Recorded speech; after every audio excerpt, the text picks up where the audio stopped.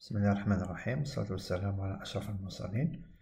Maintenant, nous allons voir, on reste toujours avec le problème de la détermination des températures de bulle et de rosée. Et on va voir, on a vu comment on peut déterminer une température de bulle. Maintenant, on va voir comment on peut déterminer une température de rosée. Alors, on va toujours reprendre le diagramme des équilibres. Alors, avec température d'ébullition de A, de B et température d'ébullition de A, la courbe de bulle, je l'ai mal tracée. Je vais essayer de... Voilà. Et température, ou bien la courbe de rosée. Donc, nous avons la courbe de rosée et la courbe de bulle. Maintenant, pour déterminer la température de rosée pour un mélange déterminé, bien défini, c'est quoi la température de rosée? C'est qu'on est en présence, de la vapeur et on doit calculer la température de rosée du mélange à laquelle apparaît la première goutte. Alors, on est toujours dans le mélange benzène-toluène.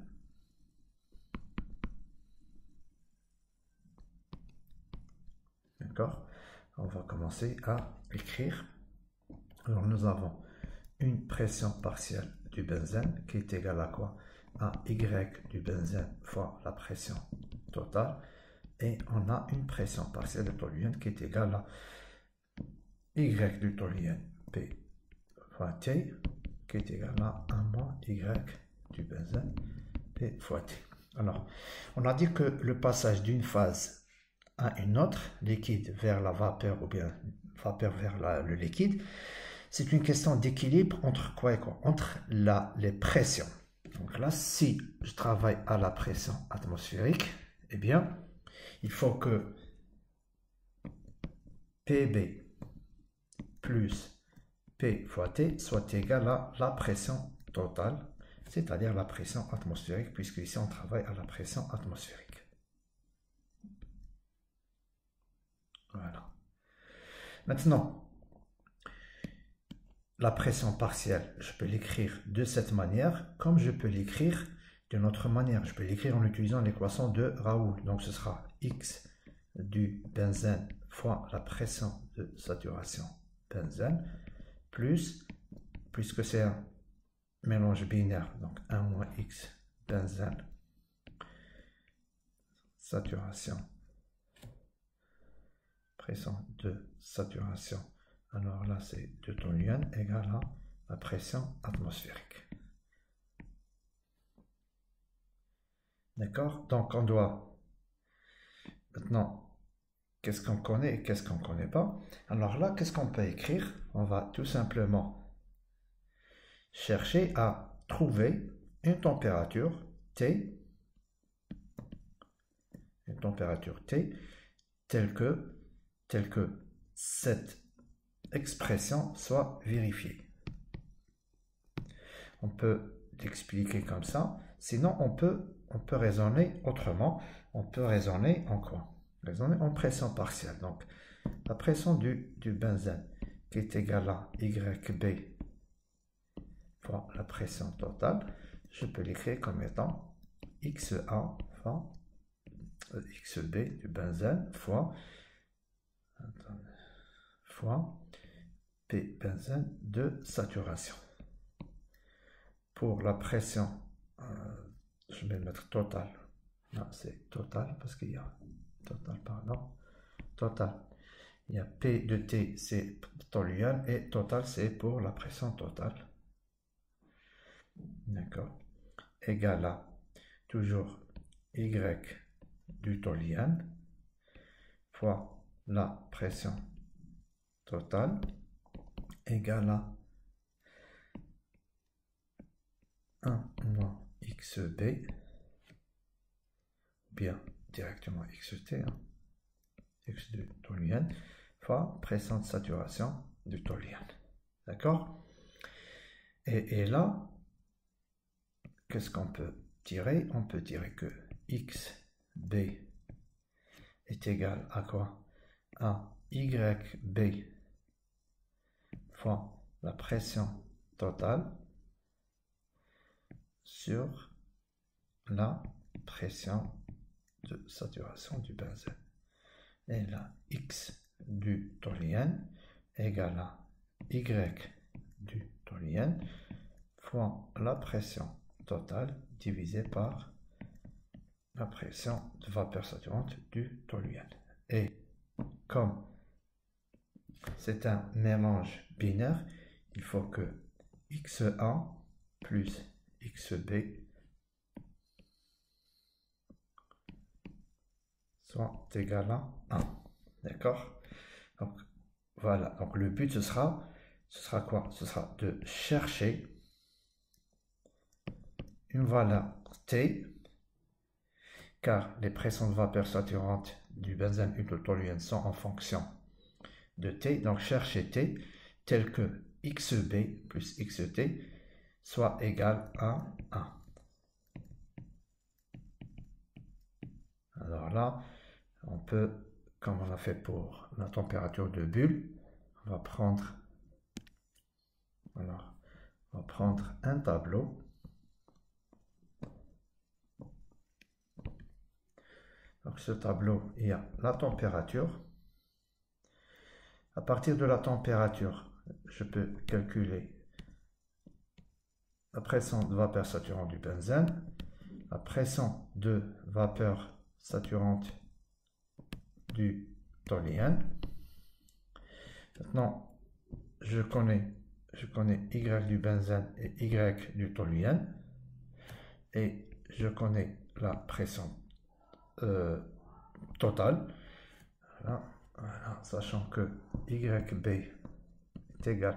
Alors, c'est un mélange équimolaire. Y du toluène égale à 0,5. La pression totale, c'est la pression atmosphérique de 760 mm de mercure.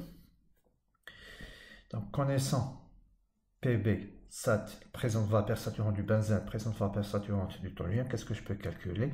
Je peux calculer maintenant XA, qui est égal à, alors je vais prendre sa formule, XB, pardon, YB, qui est YB fois pression totale sur pression de saturation de B.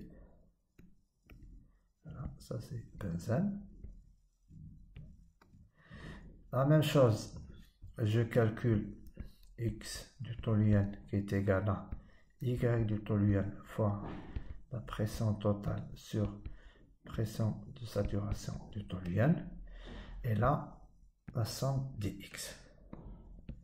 Là, la même chose.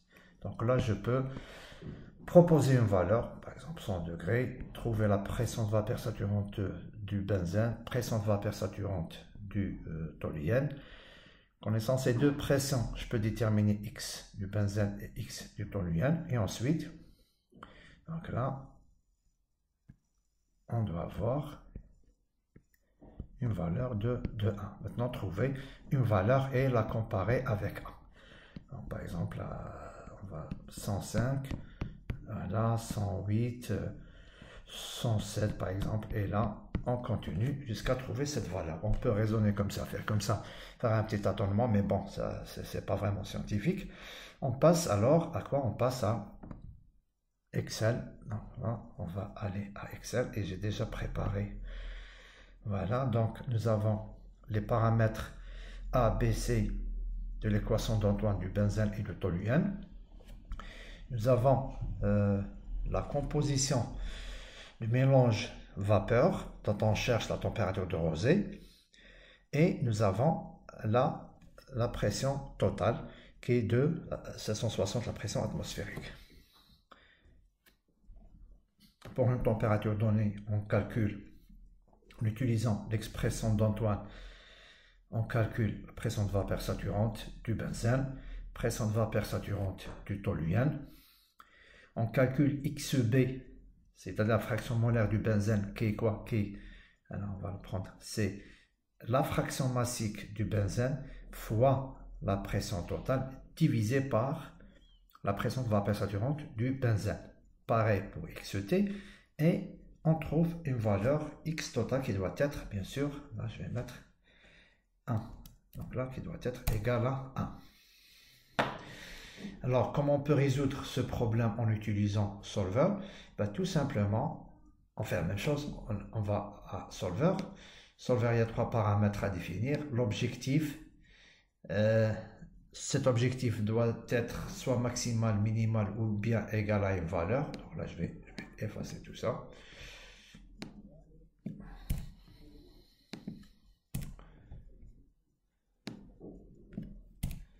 D'accord? Et les cellules variables. Dans ce cas, nous n'avons qu'une seule cellule, c'est la température. Alors l'objectif, notre objectif c'est quoi? Notre objectif c'est que cette valeur, notre objectif c'est quoi? C'est que cette valeur, c'est-à-dire la cellule F7, elle doit être égale à combien? Est-ce qu'elle doit être maximale ou minimale? Non, elle doit être égale à une valeur qui est de 1. Il s'agit de la fraction, la somme des fractions massiques de la phase liquide. Pour cela, qu'est-ce qu'on fait varier? Eh bien, tout simplement, on fait varier la cellule à 7. Et on appuie sur résoudre. Et voilà la valeur. Donc, la température de rosée est de 98,77. Donc, voilà pour cet exercice. On a vu comment on peut résoudre, comment on peut trouver la température d'ébullition pour un mélange binaire idéal et la température de rosée en utilisant Excel. La prochaine vidéo sera consacrée à l'utilisation de MATLAB pour résoudre ce type de problème. Voilà. Je vous remercie pour votre attention et on se voit dans la prochaine vidéo, Inch'Allah.